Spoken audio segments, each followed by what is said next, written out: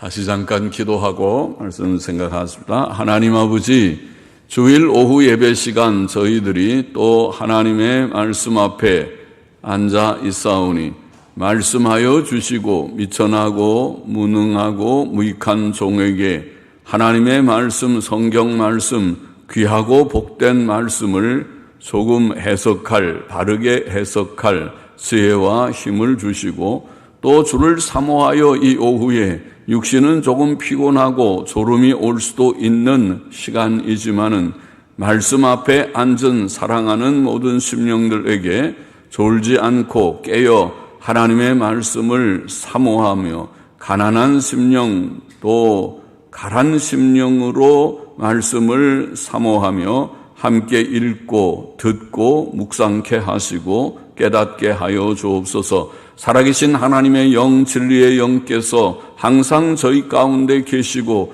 개인의 심령 속에 계시고 또 교회 가운데 계셔서 역사하시는 주님, 온 우주에 충만하게 주님 일곱 영으로 역사하시는 주님께서 이 시간에도 말씀하여 주시고 말씀하게 하여 주시고 말씀을 더 듣게 하여 주시고 깨닫게 하여 주시고 다 유익이 되게 하여 주시기를 소원합니다. 예수님의 이름으로 기도하옵나이다. 아멘. 출애굽기 23장 1절부터 9절 말씀, 공정한 재판에 대한 그 여러 말씀들이 나와 있지만은 제목 잡기가 쉽지 않지만은 그냥 대표적인 제목을 하나 좀 잡아보았습니다. 1절 보십시다. 너는 허망한 풍설을 전파하지 말며, 허망한 풍설 이런 말은 헛된 소문 혹은 거짓된 소문 이런 뜻입니다. 허망한 풍설, 헛된 소문, 헛된 것이 거짓된 말이죠. 속에 진실한 것은 헛되지 않은 소문인데 진실한 소문이 아니고 속에 내용이 진실하지 않은 것이 헛된 소문이고 또 그것이 거짓된 소문입니다. 헛된 소문을 전파하지 말며 악인과 연합하여 무함하는 증인이 되지 말라. 무함이라는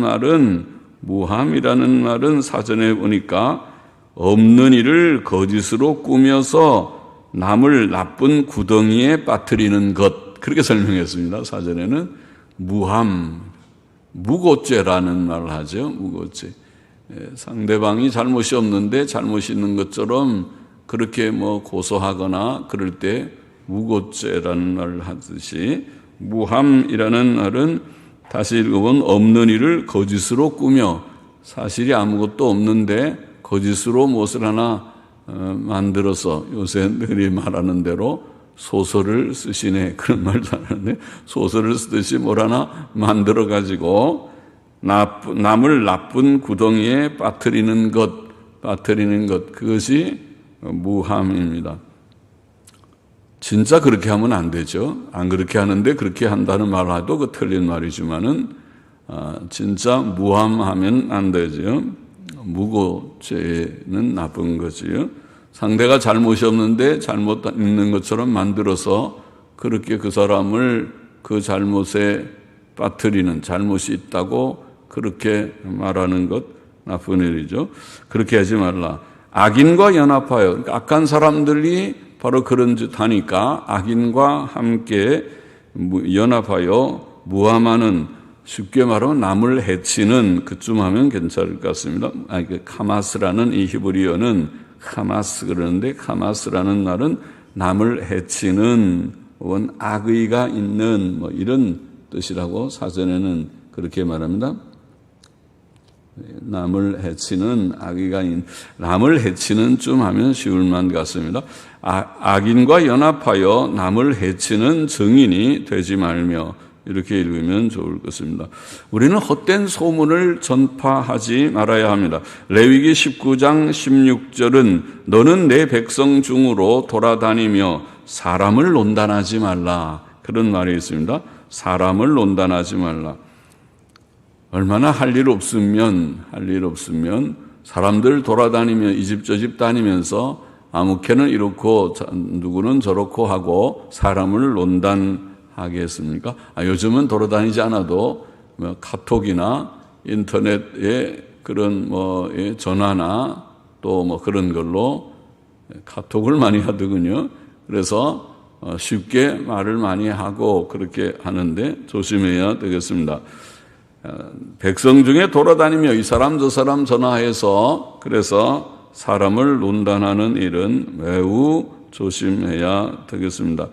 그것은 이웃에게 돌아다니며 헛된 소문, 여기에 오늘 본문에 헛된 소문, 거짓된 소문을 퍼뜨리지 말라는 뜻입니다.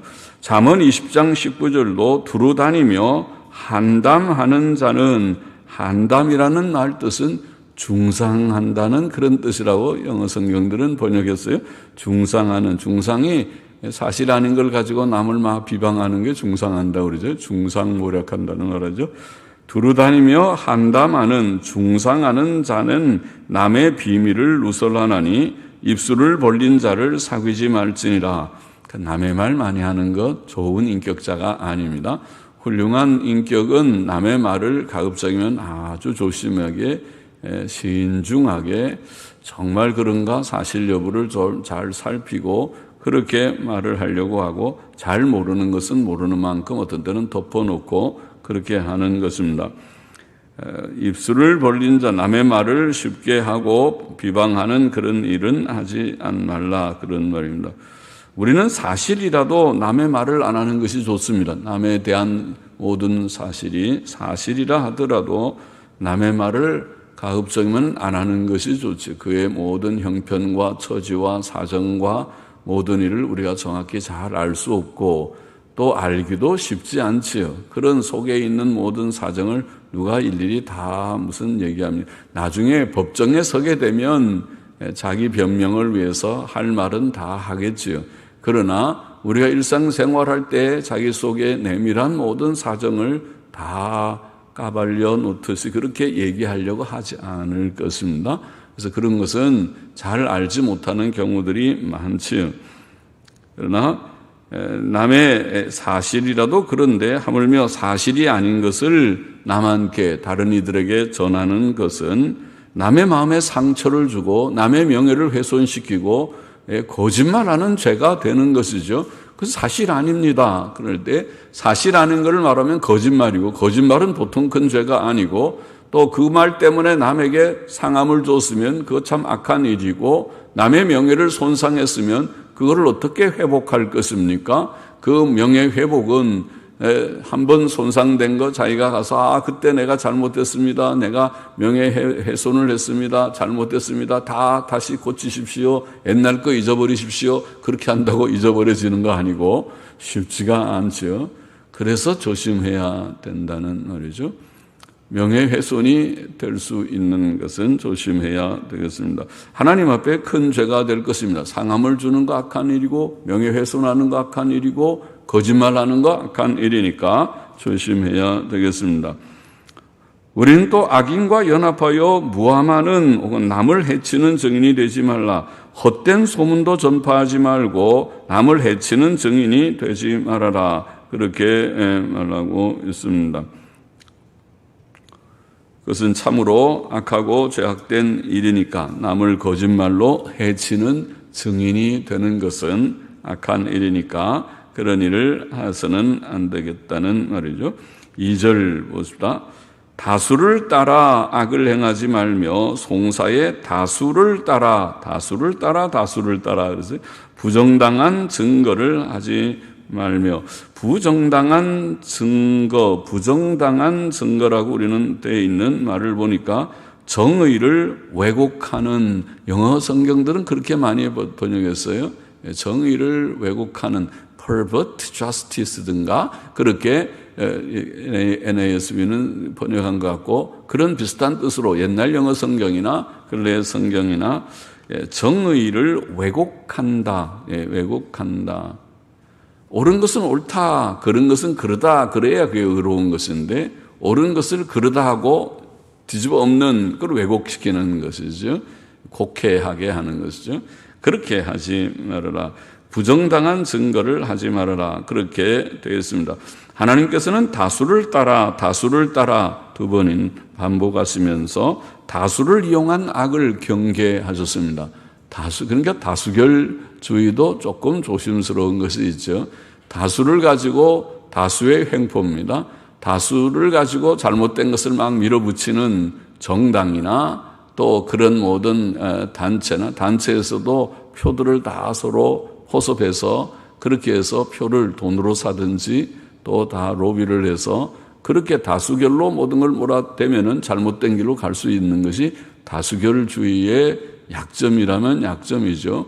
또 이런 민주주의의 약점의 하나는 우민정치라고 말하죠. 백성들은 옛날부터 고무신 한 장만 주면은 다 표 찍어주니까 그래 어리석은 사람들 옳고 그런 것을 잘 판단해서 옳은 것은 끝까지 옳다 그러고 아무리 자기에게 위협이 왔어도 자기가 해가 되더라도 자기 직을 걸고서라도 옳은 것은 옳고 직을 내놓더라도 옳은 것은 옳다 이렇게 말할 수 있는 용기를 가진 사람은 소수입니다. 소수처럼 보이죠. 다 그러면 좋겠는데 그렇지 않고 쉽게 그렇게 넘어가는 그런 연약한 약점들이 있으니까 민주주의라는 것이 과연 최상인가 하는 그런 의문이 그런 점에서는 있습니다.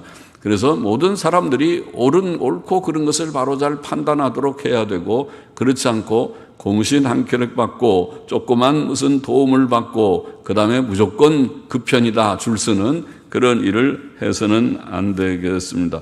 다수를 따라 좋은 일을 널리 전파하는 일은 좋은 일이지만은 나쁜 것을 좋은 것처럼 포장하여 널리 퍼뜨리고 대중을 선동하고 여론을 조성하는 그것은 매우 나쁜 일이죠. 여론 조작 대단히 나쁜 일이죠. 요즘에는 보면은 좋아요 누르고 나빠요 누르고 그런 것도 있죠. 보통 인터넷에는. 그리고 거기에 댓글 달고 그렇게 하면 걸 보고 사람들은 여론이 그런가 보다 하고 거기에 또 좀 따라가는 그런 경향들이 있어서 그것을 돈 주고 조작한다고 하지 않습니까? 그래서 전부 댓글을 선풀이라고 선한 댓글을 막 다는 사람들도 돈 주고 사고 악한 댓글을 다는 사람도 또 쓰고 또 심지어 좋아요 나빠요도 요즘 우리가 문제된 것처럼 킹클랩이라고 하는 그런 기계를 가지고 누르면은 단시간에 좋아요를 다다다다다 좋아요가 막 여러 사람들이 좋아요 많이 치고 와 그래서 여론이 이거 좋은가 보다 그렇게 착각하게 만드는 여론 조작 대단히 나쁜 일이죠. 그것은 보통 악한 일이 아닙니다. 그것은 작은 문제가 아닙니다. 민주주의를 완전히 파괴하는 악한 일입니다. 그런 일들이 허용돼서는 안 되는 것이죠. 그래서 그런 일들 그것은 여기에 다수를 따라 다수를 이용한 그런 악을 하나님께서는 경계하셨습니다. 법정에서 다른 사람들을 의식해서 낯을 봐서 양심적으로 옳지 않은 일을 증거하는 일 그것도 매우 나쁜 일이죠. 그런 일들을 해서는 안 될 것이다. 3절 보십시다. 가난한 자의 송사라고 편벽되이 두어하지 말지니라. 하나님께서는 레위기 19장 15절에서도 너희는 재판할 때에 불의를 행치 말며 가난한 자의 편을 들지 말며 세력 있는 자라고 두어하지 말고 공의로 사람을 재판할지니라. 그런 말씀하셨어요. 재판할 때에 불의를 행치 말고 공의롭게 하고 가난한 자의 편 들지 말고 가난한 자다고 저 사람 가난한데 불쌍해 그러니까 나는 무조건 저 사람 두둔할 거야 그렇게 해야지도 말고 세력 있는 자를 물론 두어하지도 말고 공의로 하라. 공의로 가난하든 부자든 세력이 있든 세력이 없든 그런 거 불문하고 옳은 것은 옳다 그리고 그런 것은 그러다 이게 공의죠. 하나님께서 하나님은 공의의 하나님이시고 우리에게 요구하시는 것이 그것입니다. 공의롭게 정직하고 정정당당하게 살아라. 네 양심이 그것을 분명히 판단할 것이다. 양심으로 판단하고 공의롭게 옳은 것을 옳다고 말하고 그런 것을 그러다고 말하는 그 자가 바른 사람이고 올바른 사람이고 용기 있는 사람입니다. 사람다운 사람입니다. 그렇지 못한 사람은 그 사람은 용기가 없거나 뭔가 돈을 먹었거나 그런 사람일 가능성이 많지. 그렇게 하지 말아라. 가난한 자는 사람들의 배려가 필요한 자이긴 하지만은 그렇다고 해서 그가 행한 악이 정당화될 수 없습니다. 가난한 자의 편을 무조건 두둔하는 것은 잘못이지요. 하나님께서 이렇게 말씀하시는 것입니다. 우리는 모든 판단을 공정하게 하고 편벽되이 하지 말아야 한다. 4절 보십시다. 네가 만일 내 원수의 길 잃은 소나 나귀를 만나거든 반드시 그 사람에게로 돌릴지며 네가 만일 너를 미워하는 자의 나귀가 짐을 싣고 엎드러짐을 보거든 삼가 버려두지 말고 그를 도와 그 짐을 부리울지니라. 참 우리가 율법을 보면 율법의 말씀은 어떻게 보면 아유 무서워요, 싸늘하게 공의만 딱 따지는 것 같아요 하고 그렇게 오해할 수 있지만은 그렇지 않습니다. 율법을 자세히 읽어보면 너무 따뜻한 말씀이 많지요. 율법 안에도 벌써 지금부터 3,500년 전의 법이 아닙니까? 모세의 법은 지금부터 3,500년 전, 주전 1,500년경에 모세는 1446년에 출애굽해서 40년 광야 생활하고 그리고 죽지 않았습니까? 그러니까 1400년대의 그런 인물이란 말이죠. 그때 하나님께서 모세를 통해 주신 모든 이 모세 오경의 법들, 하나님의 법들은 그 법이 따뜻한 내용이 많은 가운데 여기에 보면 원수의 길 잃은 소나 나귀를 만나거든 반드시 그에게 돌리라. 원수에게 긍휼을 베풀어야 된다는 말이죠. 원수에게 어려운 문제가 생겼습니다. 소나 나귀를 잃어버렸다고 했습니다. 그런데 보니까 그 소나 나귀를 찾게 되면 아이고 저 원수 건데 내가 알아. 저 보니까 분명히 그 원수가 갖고 다니던 데리고 다니던 그 짐승이 맞는데 그런데 내가 원수 미우니까 저거 못 본 채 할 거야. 아니면 안 가르쳐 줄 거야. 그러고 그렇게 하지 말고 원수는 그 낙이나 소를 찾기 위해서 얼마나 마음이 타겠습니까? 그에게 가서 알려주고 저기서 봤다고 어디에서 봤다고 지금 빨리 가면 찾을 수 아니면 자기가 딱 붙들어 놓고 놈 어디 가지 마 내가 너 주인한테 돌려준다. 그리고 원수한테 같이 가서 이거 내가 찾았다고 어디서 찾았다고 데려다 주든지 그렇게 하라는 말이죠. 그러니까 원수까지도 사랑하고 그에게 선을 베푸는 것이 하나님의 뜻이라는 것을 구약 성경에서도 보이고 있고 신약 성경도 밝히 말씀하고 있습니다. 로마서 12장 20절에 내 원수가 줄이거든 먹이고 원수인데 뭐 예쁘다고 먹여요. 원수가 줄이거든 원수가 다 쌀이 떨어졌습니다. 그러면은 가서 쌀 좀 퍼다가 거기서 먹을 것 좀 공급해 주고 목마르거든 마시우라. 그리함으로 내가 숯불을 그 머리에 쌓아 놓으리라. 그렇게 말씀했습니다. 숯불을 그 머리에 쌓아 놓으리라. 데살로니가전서 5장 15절도 삼가 누가 누구에게든지 악으로 악을 갚지 말게 하고 오직 피차 대하든지 모든 사람을 대하든지 항상 선을 조치라. 그게 하나님의 뜻입니다. 하나님께서는 착한 사람이다라는 거예요. 모든 사람에게 심지어 원수에게 대해서도 저건 미워서 내가 저 사람하고는 상종하기 싫어요. 그렇죠. 사람이니까 그런 마음 드는데 그래도 우리가 하나님의 법은 그도 우리가 품고 가야 할 그에게 따뜻하게 사랑으로 대해야 할 그런 의무가 우리에게 있다. 하나님의 명령이다. 하나님의 뜻이다. 그 말이죠. 6절 보십시다. 너는 가난한 자의 송사라고 공평치 않게 하지 말며 가난한 자의 송사라고 앞에 3절에서 가난한 자의 송사라고 편벽되이 두어하지 말라. 비슷한 그런 말씀이죠. 가난한 자의 송사라고 공평치 않게 하지 말며 재판을 공정하게 하라 하는 것입니다. 재판에서 가난한 자를 무시하거나 또 부당하게 억울하게 판결하는 것도 잘못이지만은 무조건 가난한 사람을 두둔하고 나는 무조건 가난한 사람 편이다. 요새 보면은 그런 사람들 있죠. 정의가 마치 가난한 자의 편인 것처럼 그렇게 하는 것은 가난한 사람들이 무조건 무슨 일을 하더라도 다 그것은 정당화될 수 있는 것처럼 생각하는 것도 옳지 않다. 그것은 정의가 아닙니다. 공의가 아닙니다. 정정당당하게 살도록 가르쳐 줘야 하겠습니다. 가난한 사람은 가난한 대로 정직하게 정당하게 살아서 점점 그들이 노력을 해서 조금씩 저축해서 그렇게 되고 그렇게 해야 된다. 저는 그런 세대에 우리 나이 드신 분들은 다 그렇지만은 저희 세대도 그래요. 다 어렵고 제가 용산고등학교 다닐 때는 우리 학교는 그렇게 부자들도 있었겠지만은 제 또래 제 주위의 친구들은 가난한 사람들이 많았어요. 그래서 해방촌 남산에 용산고등학교 남산 기술계 있지 않습니까? 그런데 거기에 그 남산 기술계 해방촌에 사는 친구도 있었던 것 같고 또 홍제동 산동네도 거기가 그렇게 부유한 동네는 아니에요. 지금은 어떤지 모르겠는데 아파트 다 들어섰는지 몰라도 거기에 사는 친구도 있었고 그러는데 그 다 어려운 때에 열심히들 공부해서 그들이 그래도 홍제동에 살던 친구는 서울 4대 들어갔고 또 해방촌 그 친구는 아마 서울 농대 들어갔을 것입니다. 농대 들어가고 당시에는 서울 농대, 서울 4대 그래 나오면은 그 다음부터는 좀 생활이 편할 것입니다. 가면 취직도 되고 그리고 월급 받고 그러면은 어려움을 면할 것입니다. 그러니까 어려운 사람들이 어렵게 고생하면서 살지만은 그 어려움 속에서 열심히 공부해서 성공하는 예들이 옛날에 많이 있었습니다.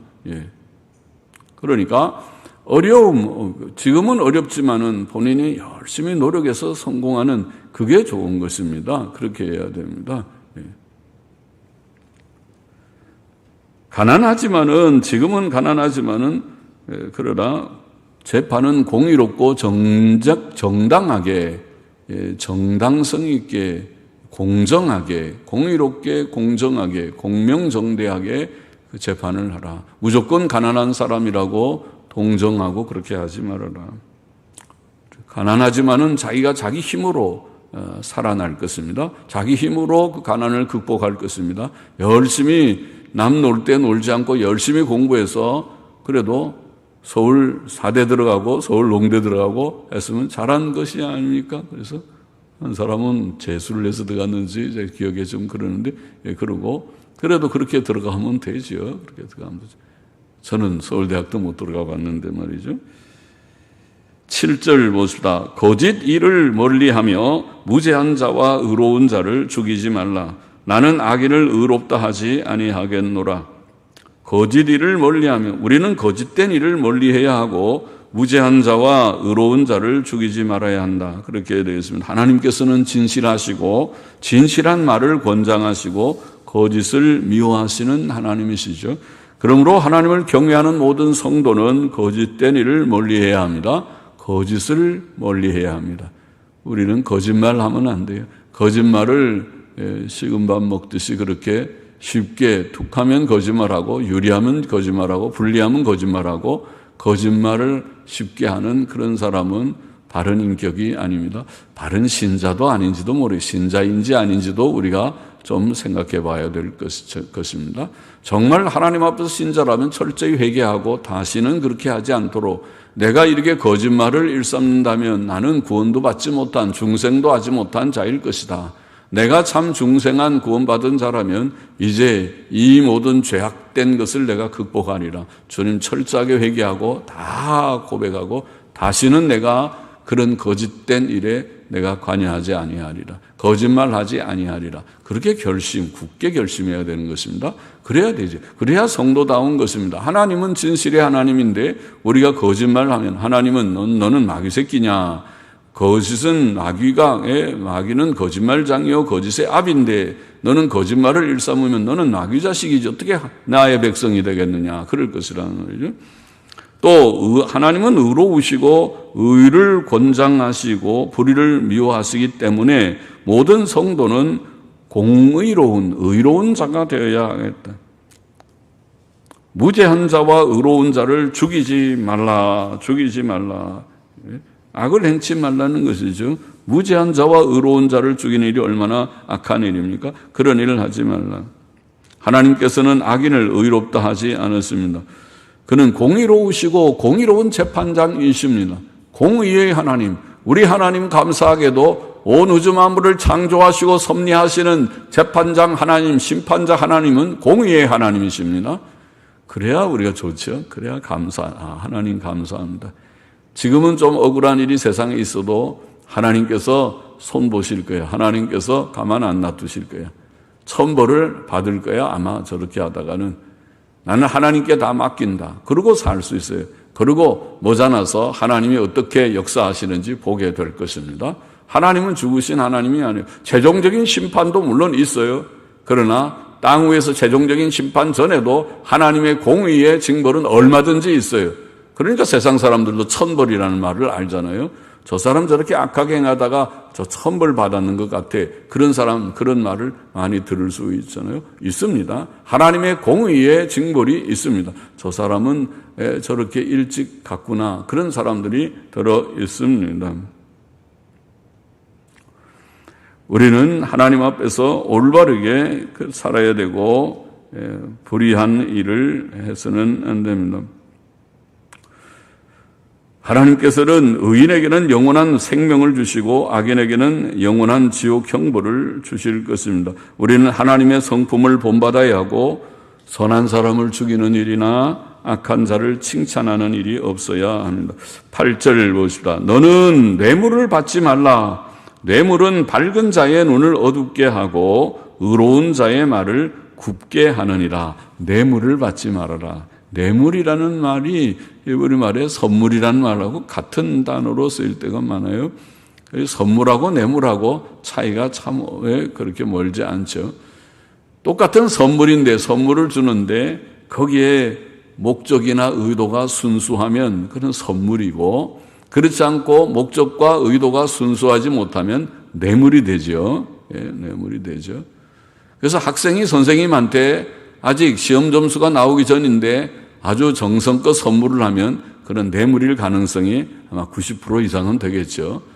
선생님을 위해서 좋은 마음에서 줄 수도 있지만 아직 점수 매기기 전인데 그러면 안 되죠. 점수 다 매기고 끝난 다음에 그다음에 감사하면 조금 살해하는 것은 그거는 학생으로서 감사한 뜻이 될 수도 있겠습니다. 그렇죠. 뇌물은 순수하지 못한 목적과 의도가 있는 선물, 그렇게 정리할 수 있죠. 뇌물은 여기에 밝은 자의 눈을 어둡게 하고 평소에는 저 사람 생각이 반듯한데 옳고 그런 것을 사리분별력이 분명한데 뇌물을 자꾸 받고 나면 뇌물을 받으면 그 다음에 눈이 흐릿해져서 어두워져서 옳고 그런 것이 분명하게 되지를 않습니다. 또 의로운 자의 말을 굽게 하느니라. 평소에는 공명정대한 공정한 공의로운 그런 말을 잘 하는 사람이 뇌물을 받으면 말이 자꾸 삐뚤어집니다. 이제 말이 바르게 나지를. 그러니까 성도는 뇌물을 줄 생각도 말고 받을 생각도 말고 그렇게 해야 된다. 뇌물은 좋지 않은 것이다. 순수한 선물은 혹 몰라도 뇌물은 아니다. 뇌물은 아니다. 9절 보십시다. 너는 이방 나그네를 압제하지 말라. 너희가 애굽 땅에서 나그네 되었었은즉 나그네의 정경을 아느니라. 정경이라는 네펫이라는 말은 영혼이라는 말입니다. 영혼.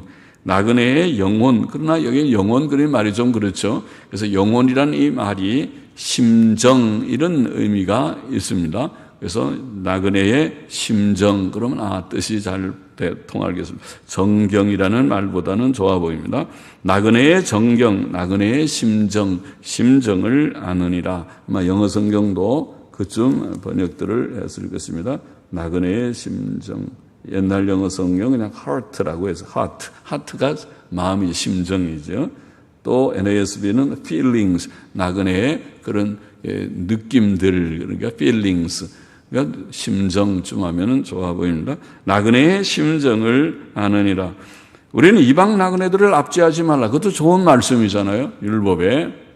이방 나그네들. 하나님의 공의의 법이 공의롭게 옳고 그런 것도 날카롭게 하고 진실과 거짓을 날카롭게 구분하지만은 그러나 이렇게 이방 나그네들 와서 타양살이 하면서 고생하는 나그네들을 압제하지 말라. 그들을 압제하지 말라. 이스라엘 백성은 옛날 애굽에서 종살이 하였을 때 나그네의 심정이 어떠함을 체험했었습니다. 그러므로 그들은 그들 나라에 들어와 살고 있는 이방 나그네들의 어려운 심정을 생각하고 그들을 압제하지 말아야 했습니다. 하나님께서는 출애굽기 22장 21절에서도 너는 이방 나그네를 압제하지 말며 그들을 학대하지 말라. 너도 애굽 땅에서 나그네이었었음이니라. 그런 말씀하셨죠. 우리가 지난 시간에 읽었습니까? 하나님께서는 반복해서 이 법을 강조하셨습니다. 하나님께서는 우리가 이웃에 대하여 선한 마음을 품고 이웃을 사랑하고 또 이방 나그네들에게도 선함과 긍휼함이 있는 마음을 가지고 대하기를 원하십니다. 본문의 교훈을 정리해 봅니다. 첫째로 우리는 거짓과 악을 행치 말아야 한다. 거짓도 버리고 악도 버려야 된다. 거짓과 악을 행치 말아야 된다. 1절에서 우리가 다시 보면 너는 헛된 소문을 전파하지 말며 악인과 연합하여 남을 해치는 증인이 되지 말라. 헛된 소문, 거짓말 퍼뜨리지도 말고 또 남에게 해를 주는 그런 일을 하지 말라. 남에게 해를 주는 증인이 되지 말라. 사람이 자기의 이익을 위해 남을 해치려는 뜻이 없다면 그에게 거짓말을 할 필요가 없을 것입니다. 특히 헛된 소문, 헛소문을 내는 것은 남을 해치고 남의 명예를 손상시키고 거짓말하는 큰 죄가 됩니다. 요한계시록은 거짓말을 지어내는 자마다 천국에 못 들어간다. 계시록 22장 15절에 지옥 불못에 던지운다. 21장 8절에는 그렇게 무섭게 말했죠. 거짓말을 이렇게 중히 다루었습니다. 거짓말은 하나님하고 전혀 성질이 맞지 않습니다. 마귀에게 맞는 것입니다. 마귀는 거짓말장입니다. 하나님께서는 그러나 진실하게 바르게 말씀하시는 자입니다. 하나님의 백성은 하나님의 성품을 받아야 됩니다. 하나님의 형상을 받아야 됩니다. 마귀의 형상을 닮아서는 안 되겠습니다. 마귀의 성품을 본받아서는 안 되겠습니다. 그래서 예수님 믿는 사람들은 거짓말하면 안 돼요. 우리의 자녀들이 잘못하는 것은 그가 잘못할 때 우리가 조금 용서하면, 잘못했다고 인정하면 용서하기도 하지만은 거짓말을 하면은 더 엄하게 다루어야 됩니다. 거짓말은 큰 죄입니다. 거짓말이 습관이 되면 곤란합니다, 사람이. 그래서 적어도 믿음의 세계는 하나님을 경외하는 이 세계, 참된 교회 안에서는 거짓말이 있어서는 안 되겠다. 거짓말하지 말아야 되겠다. 마음에 우리가 깊이 새겨야 하겠습니다. 특히 사람이 없는 일을 거짓으로 꾸며 이게 무고한다는 말이죠. 거짓으로 꾸며 남을 함정에 빠뜨리는 것은 큰 악입니다. 하나님께서는 그런 일을 매우 미워하십니다. 우리는 범사에 진실하고 진실한 말을 해야 하고 특히 남에게 해를 끼치는 거짓말, 남에게 해가 되는 그런 말들, 무고하는 그런 말들, 무함하는 그런 말들, 그런 말을 해서는 안 됩니다. 둘째로 우리는 공정한 태도를 가지고 공의롭게 행해야 된다. 공의 2절에도 다수를 따라 악을 행하지 말며 송사의 다수를 따라 정의를 왜곡하는 증거를 하지 말라. 정의를 왜곡하지 말아라. 공의롭게 해야지 다수에 의해서 다수를 따라 악을 행하고 다수를 따라 정의를 왜곡하고 그렇게 하지 말아라. 다수결로 못하면 무조건 몰아붙이면 안 되는 것입니다. 그래서 그러면 하나님께서 벌을 내리실 것입니다. 하나님께서 가만 안 두실 것입니다. 하나님께서 복 주지 않으실 것입니다. 우리는 무조건 부자를 지지하고 가난한 자를 무시하고 해쳐서도 안 되지만 가난한 자의 송사라고 편벽되이 두어하거나 부자를 무조건 정죄하거나 해서도 안 됩니다. 그렇죠? 그것도 안 되는 거죠. 재벌이 무조건 악입니까? 재벌은 다 나쁜 놈들입니까? 그렇게 생각하면 안 됩니다. 예. 모든 것이 공정하게 부자나 가난한 자는 무조건 선입니까? 가난이 선입니까? 가난이 장기입니까? 그것도 아니잖아요. 가난한 자나 부자나 똑같이 공정하게 생각하려고 하고, 물론 부요도 우리가 불법을 해서 부요한 것이 있을 수는 있지만 모든 부자가 다 그런 것은 아니잖아요. 그러니까 구별을 해서 해야 되겠습니다. 우리는 부자에게든지 가난한 자에게든지 범사에 공정하고 공평하게 생각하고 공의롭게 판단해야 해요. 잠언에 보면 잠언 17장이나 28장에 보면 그런 말씀이 있죠. 악인을 의롭다 하며 의인을 악하다 하는 이 두 자는 다 여호와의 미워하심을 받느니라. 악인을 의롭다고 하든지 의인을 악하다고 하든지, 또 잠언 28장 4절에는 율법을 버린 자는 악인을 칭찬하나 율법을 지키는 자는 악인을 대적하느니라. 보십시오. 악한 사람을 보고 저 사람 참 좋은 사람이다 말하는 사람은 율법을 버린 사람이로구나.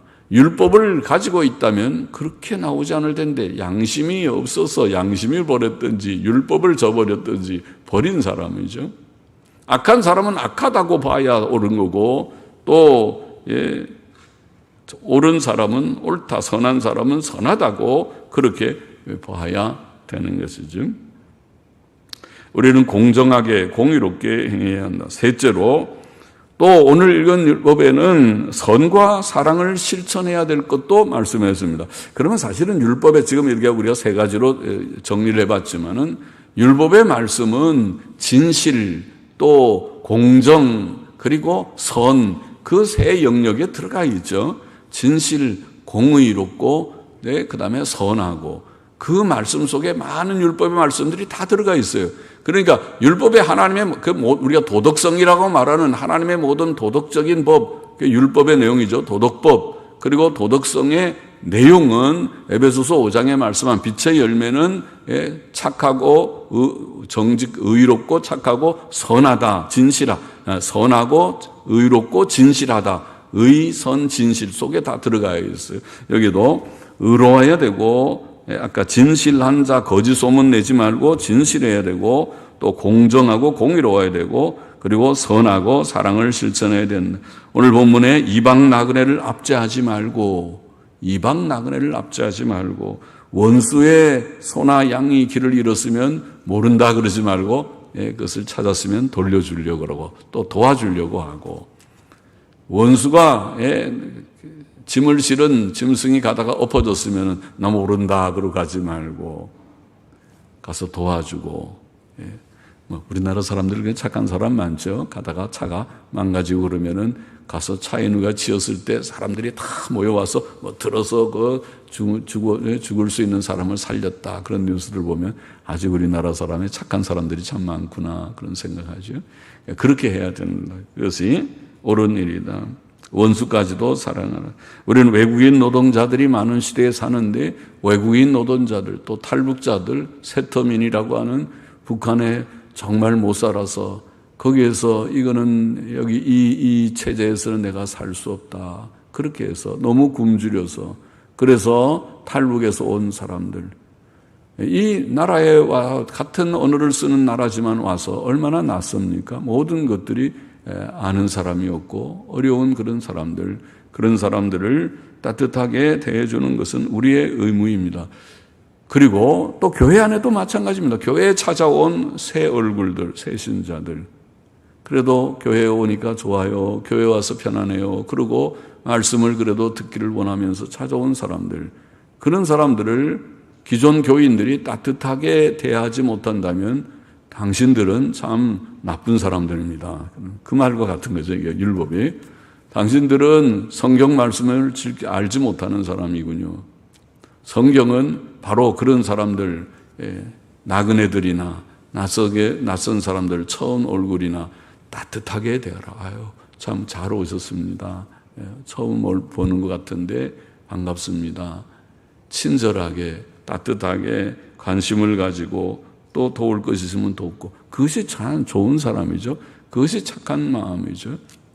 아는 사람들끼리만 똘똘 뭉쳐가지고 자기네끼리만 친하고 처음 나온 사람은 뭐 오나 가나 무관심하고 그런 교회가 되어서는 안 되겠습니다.